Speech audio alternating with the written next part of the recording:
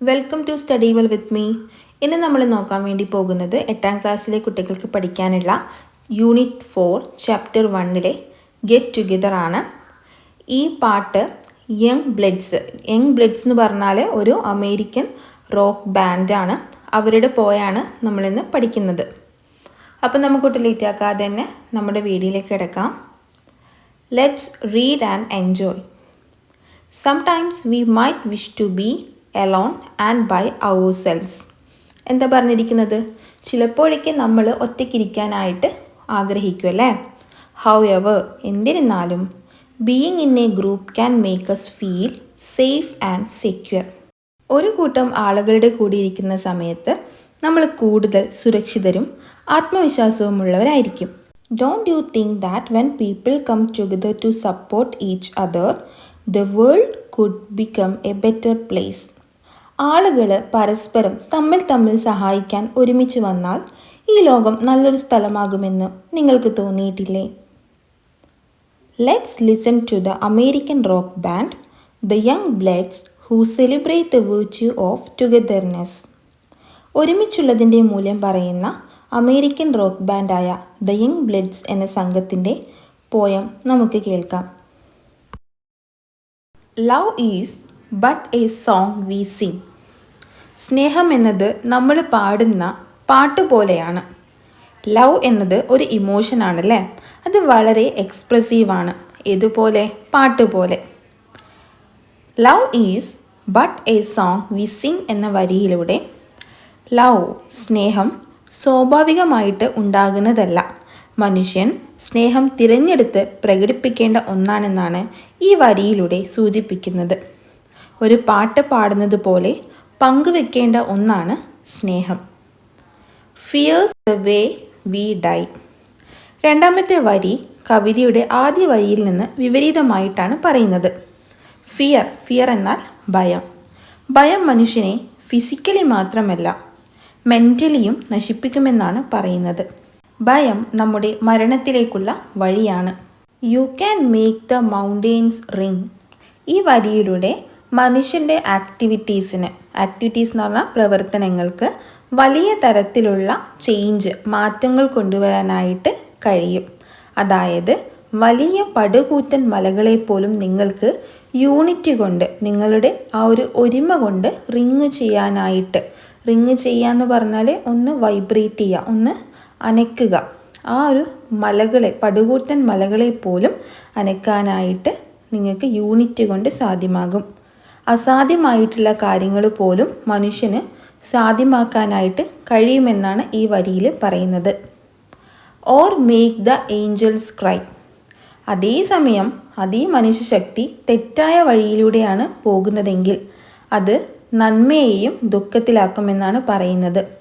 Angeles cry എന്നത് മനുഷ്യൻ്റെ സമാധാനവും നന്മയും നഷ്ടപ്പെടുന്നതിൻ്റെ പ്രതീകമാണ്.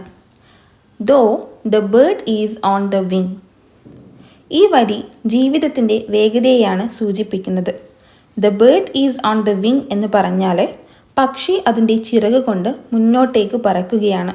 എന്തുപോലെ? നമ്മുടെ ജീവിതം പോലെ. ജീവിതത്തിൽ മോശമായിട്ടുള്ള ഒരുപാട് കാര്യങ്ങൾ സംഭവിക്കും അല്ലേ? അതേപോലെ തന്നെ സന്തോഷമായിട്ടുള്ള കാര്യങ്ങളും സംഭവിക്കും. എന്തൊക്കെ സംഭവിച്ചാലും ജീവിതം മുന്നോട്ട് സഞ്ചരിക്കുക തന്നെ ചെയ്യും. അതെവിടെയും സ്റ്റക്കായി നിൽക്കുന്നില്ല അല്ലേ? And you may not no Y. ജീവിതത്തിൽ ഉണ്ടാകുന്ന പല കാര്യങ്ങൾക്കും നമുക്ക് വ്യക്തമായ കാരണം മനസ്സിലാകണമെന്നില്ല. എങ്ങനെയാണ് ഒരു പക്ഷി അതിൻ്റെ ചിറക് ഉപയോഗിച്ച് മുന്നോട്ട് പോകുന്നത്, അതുപോലെ നമ്മളും ജീവിതത്തിൽ മുന്നോട്ട് പോവുകയാണ്. ഈ സ്റ്റാൻസയിൽ പറഞ്ഞിരിക്കുന്നത് മനുഷ്യൻ്റെ ഭാവി അവൻ്റെ തന്നെ സ്വന്തം കൈകളിലാണ്. സ്നേഹമാണ് അവൻ തിരഞ്ഞെടുക്കുന്നതെങ്കിൽ അവന് ലോകത്തെ തന്നെ ഉയർത്താൻ സാധിക്കും. ഭയമാണ് അവൻ തിരഞ്ഞെടുക്കുന്നതെങ്കിൽ അവൻ തന്നെ നശിക്കുന്നു. അതിനാൽ നമ്മൾ എന്തു ചെയ്യണം? പോസിറ്റീവായിട്ട് മുന്നോട്ട് സഞ്ചരിക്കുക. Second stanza, come on people now. ഈ വരി ശക്തമായ ഒരു ആഹ്വാനമാണ്. ഈ ബാൻഡ് പീപ്പിളിനോട് പറയുകയാണ്, എല്ലാവരും വരൂ. Smile on your brother. Brother എന്നാൽ ഇവിടെ എല്ലാ മനുഷ്യരെയുമാണ് പറയുന്നത്. എല്ലാ മനുഷ്യരെയും നോക്കി ചിരിക്കാനാണ് ഇവിടെ ആ ബാൻഡ് പറയുന്നത്. അതായത് ഒരാൾ മറ്റൊരാളെ ശത്രുവായിട്ട് കാണാതെ സഹോദരനായിട്ട് കാണണമെന്നും പറയുന്നു. ഒരു ചെറിയ പുഞ്ചിരി പോലും മനുഷ്യബന്ധങ്ങൾ മെച്ചപ്പെടുത്താൻ കഴിയുമെന്നാണ് ഈ വരി സൂചിപ്പിക്കുന്നത്. Everybody get together. ഈ വരി കവിതയുടെ കേന്ദ്ര സന്ദേശമാണ്. ഐക്യം, വർഗം, മതം, ദേശം, ഭാഷ തുടങ്ങിയ എല്ലാ വ്യത്യാസങ്ങളും മറന്ന് ഒന്നിക്കണമെന്നാണ് ഇവിടെ ആവശ്യപ്പെടുന്നത്. Try to love one another right now. ഇവിടെ ട്രൈ എന്ന വാക്ക് ഏറെ പ്രധാനപ്പെട്ടതാണല്ലേ. ഒരാളെ സ്നേഹിക്കുന്നത് എളുപ്പമല്ലായിരിക്കാം, പക്ഷേ സ്നേഹിക്കാൻ ശ്രമിക്കേണ്ടത് മനുഷ്യൻ്റെ കടമയാണ്.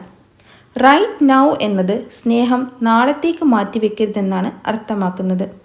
ഈ സ്റ്റാൻസയിൽ പറയുന്നത് മനുഷ്യർക്കിടയിലെ വേർപാടുകൾ അവസാനിപ്പിച്ച് ഇപ്പോൾ തന്നെ സ്നേഹവും സൗഹൃദവും കൊണ്ടുവരാനാണ്. Third stanza. Some may come and some may go. നമ്മുടെ ജീവിതത്തിൽ പലരെയും നമ്മൾ കണ്ടുമുട്ടും. ചിലർ വരും, മറ്റു ചിലർ പോകും. ജീവിതത്തിൽ ഒന്നും തന്നെ പെർമനൻ്റ് അല്ല. We will surely pass. നമ്മുടെ ജീവിതത്തിൽ എന്നും അവർ ഉണ്ടാകില്ല അല്ലേ.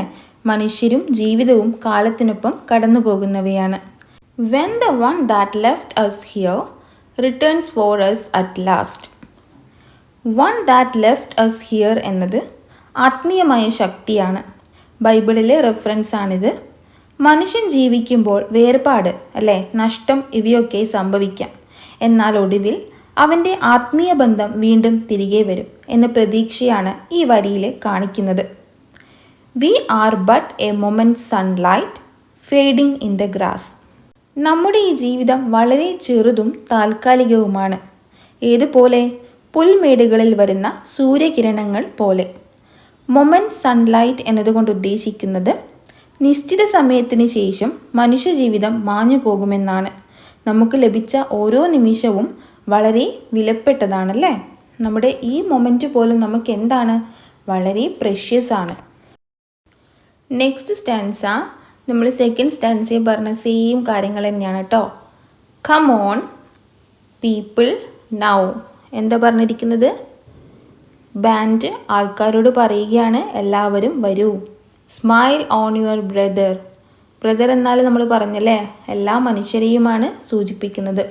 അതായത് ഒരാൾ മറ്റൊരാളെ ശത്രുവായിട്ട് കാണാതെ സഹോദരനായിട്ട് കാണണമെന്നാണ് പറയുന്നത്. എല്ലാവരോടും എന്ത് ചെയ്യണം? ചിരിക്കണം അല്ലേ. ചെറിയ പുഞ്ചിരി പോലും മനുഷ്യബന്ധങ്ങൾ മെച്ചപ്പെടുത്താൻ വേണ്ടി കഴിയുമെന്നാണ് പറയുന്നത്. Everybody get together. എല്ലാവരും എന്ത് ചെയ്യണം? ഒന്നാവണം അല്ലേ. തമ്മിലൊരു വേർതിരിവും ഉണ്ടാവാൻ പാടില്ല. Try to love one another right now. ഇവിടെ നമ്മൾ പറഞ്ഞു ട്രൈ എന്ന വാക്കിന് വളരെ ഇമ്പോർട്ടൻസ് ഉണ്ട്. ഒരാളെ സ്നേഹിക്കുന്നത് അത്ര എളുപ്പമല്ല, പക്ഷെ ഓരോ മനുഷ്യൻ്റെയും കടമയാണ് മറ്റൊരു മനുഷ്യനെ സ്നേഹിക്കുക എന്നുള്ളത് അല്ലേ. അതെന്ത് ചെയ്യാൻ പാടില്ല? നാളത്തേക്ക് മാറ്റിവെക്കാൻ പാടില്ല. ഇന്ന് നമ്മൾ ചെയ്യേണ്ട കാര്യം നമ്മൾ ഇന്ന് തന്നെ ചെയ്യണമെന്നാണ് പറയുന്നത്. Next stanza. If you here the song I Singh you will understand. Listen. You hold the key to love and fear all in your trembling hand. ഇവിടെ സ്നേഹത്തിൻ്റെയും ഭയത്തിൻ്റെയും താക്കോൽ ആരുടെ കയ്യിലാണുള്ളത്? നിങ്ങളുടെ കയ്യിലാണുള്ളത് അല്ലേ. നിങ്ങൾ തന്നെയാണ് അതിനെ ഹോൾഡ് ചെയ്ത് വെച്ചിരിക്കുന്നത്. അതായത് നിങ്ങൾക്ക് സ്നേഹത്തിനെയും ഭയത്തെയും നിയന്ത്രിക്കാനുള്ള ഒരു പവർ നിങ്ങളുടെ കൈകളിലുണ്ടെന്നാണ് പറയുന്നത്. ട്രംബ്ലിംഗ് ഹാൻഡ് എന്നാൽ വിറയ്ക്കുന്ന കൈ. ആ വിറയ്ക്കുന്ന കൈക്കുള്ളിൽ എന്തുണ്ട്? സ്നേഹത്തെയും ഭയത്തെയും നിയന്ത്രിക്കാനുള്ള ശക്തി നിന്റെ വിറക്കുന്ന കൈകൾക്കുണ്ടെന്നാണ് പറയുന്നത്. Just one key unlocks dum both. ഈ രണ്ടും തുറക്കാൻ ഏതൊക്കെയാണ്? രണ്ടും ലവും ഫിയറും അല്ലേ, സ്നേഹവും ഭയവും. ഇവ രണ്ടും തുറക്കാനായിട്ട് ഒരു താക്കോല് കൊണ്ട് മാത്രമേ സാധിക്കൂ. ഏതാണ് ആ താക്കോല്? അത് നമ്മുടെ ചോയ്സാണ്, ഇതിലേത് വേണം എന്നുള്ളത്. It's there at your command. Love വേണോ ഫിയർ വേണോ എന്നത് താക്കോൽ ഉപയോഗിച്ച് തുറക്കാൻ എന്നുള്ളത് ആരുടെ തീരുമാനമാണ്? നമ്മുടെ തീരുമാനമാണ്. അടുത്ത രണ്ട് സ്റ്റാൻസുകളിലും നമ്മൾ മുന്നത്തെ സ്റ്റാൻസിൽ പറഞ്ഞിരിക്കുന്ന സെയിം കാര്യങ്ങൾ തന്നെയാണ് പറഞ്ഞിരിക്കുന്നത്. അതിനൊന്നും കൂടി എക്സ്പ്ലെയിൻ ചെയ്യേണ്ട ആവശ്യമില്ലല്ലോ. അതുകൊണ്ട് നമുക്ക് അടുത്ത സ്റ്റാൻസ നോക്കാം. മുന്നത്തെ സ്റ്റാൻസിൽ പറഞ്ഞിട്ടുള്ളത് എന്താണ്? ഇവിടെ എല്ലാ മനുഷ്യരും സഹോദരന്മാരാണല്ലേ. എല്ലാ മനുഷ്യരെയും നോക്കി ചിരിക്കാനാണ് യങ് ബ്ലഡ്സ് പറയുന്നത്. അതായത് ഒരാൾ മറ്റൊരാളെ ശത്രുവായിട്ട് കാണാതെ സഹോദരനായിട്ട് കാണണമെന്നാണ് പറയുന്നത്. അതെന്താണ്? ഒട്ടും വൈകിക്കാൻ പാടില്ല. Right now, right now, right now. എന്ത് ചെയ്യണം? ഇപ്പോഴത്തന്നെ നിങ്ങളെല്ലാവരും എന്താവണം? ഒന്നായിട്ട്, ശത്രുവൊന്നും അല്ലാതെ എല്ലാവരും ഒന്നായിട്ട് പരസ്പരം സഹായിച്ച് സഹകരിച്ച് ജീവിക്കണം എന്നാണ് പറയുന്നത്.